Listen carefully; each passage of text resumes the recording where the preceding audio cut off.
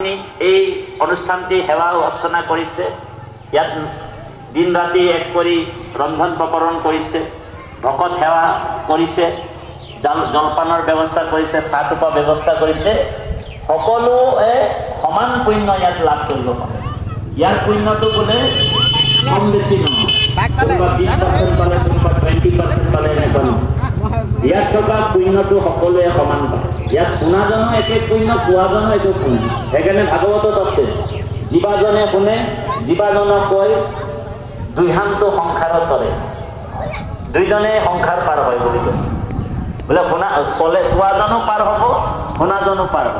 সেইকাৰণে কৃষ্ণ কথাৰ ইয়াতে কৈছে, পাতে আমাক কি বুলি ক'লে, কৃষ্ণতো অৰ্পিয়া আমি কৰো কৰ্ম যত, তাতো নানা বিঘ্নি আছে জানিলো মনত। এতেকে পিয়ায়ো কৃষ্ণ চৰিত্ৰ অমৃত, শ্ৰৱণ মাত্ৰকে যেন হওঁ কৃতকৃত।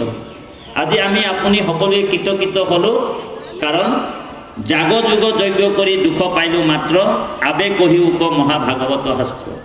হিন্দু সনাতন ধৰ্মত থাকিয়ে শ্ৰীমন্ত শংকৰ গুৰুজনাৰ আশ্ৰয়ত আশ্ৰিত হয়, আদৰ্শ লয়, ইমান সুন্দৰ ব্যৱস্থাৰে আজি দিনজোৰা কাৰ্যসূচীৰে কৃষ্ণ কথা, পৰম ঈশ্বৰ ভগৱন্তৰ কথা অমৃত পান কৰা সকলক আমি ধন্যবাদ জ্ঞাপন কৰিছোঁ। তেখেতলোকেও কৃতকৃত হৈছে।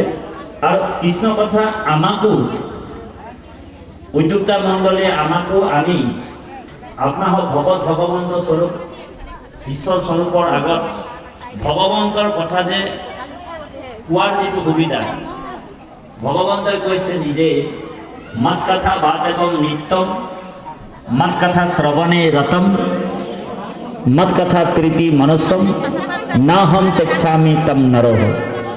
মই তিনিজন ভকতৰ হিয়া এৰি যাব নোৱাৰোঁ, সেই তিনিজন ভকতে মোক বান্ধি ল'ব পাৰে। সেইকাৰণে উদ্ধৱক কৃষ্ণই কৈছিলে, হে উদ্ধৱ, এই ৰাম প্ৰেম ভকতিৰ চিহ্ন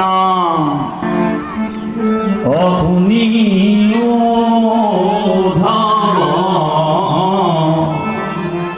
হৰি হৰি বোলন্তে লুতক যাৰ শ্ৰৱে। হৰি হৰি কোৱাৰ লগে লগে চকু পানী নিজে নিজে আহিব আপোনালোকৰ। যেতিয়া ভগৱন্তৰ প্ৰেম ভক্তিত গদগদ হৈ যায়, নিজে নিজে সকলো বৈ আহিব। আৰু পৰমাত্মা ভগৱন্ত নৃত্য কৰে বুলি কৈছে, কৃষ্ণ নৃত্য কৰে হৃদয়ত। কৃষ্ণ নৃত্য যেতিয়া কৰে, ভগৱন্তৰ নাম যাৰ হৃদয়ত থাকে, ইয়াৰ মাজে নামৰ ভাণ্ডাৰ মুখে বাজ হয়। নাম বস্তু বাহিৰত নাই, হৃদয়তে আছে। সেইকাৰণে কৈছে নামে গংগা জল